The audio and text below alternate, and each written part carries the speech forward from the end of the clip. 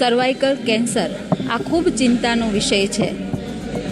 ત્યારે કિશોરીઓનું, મહિલાઓનું ગુણવત્તાસભર શ્રેષ્ઠ આરોગ્ય બને આ માટેની ચિંતા આદરણીય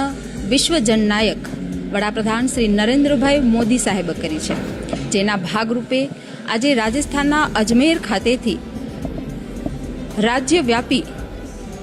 સર્વાઇકલ કેન્સરની વેક્સિનનો શુભારંભ કરવામાં આવ્યો છે. HPV આ વેક્સિનનું આજે સમગ્ર રાજ્યમાં જ્યારે શુભારંભ થયો છે ત્યારે તેના ભાગરૂપે સુરત મહાનગરપાલિકા સંચાલિત સ્મીમેર હોસ્પિટલમાં પણ આ વેક્સિનેશનનો કાર્યક્રમ યોજાયો હતો, જેમાં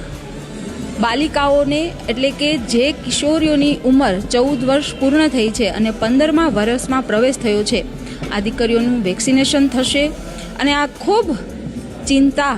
કરી છે જ્યારે અમારી સરકારે, ત્યારે મને ખૂબ ગર્વ થાય છે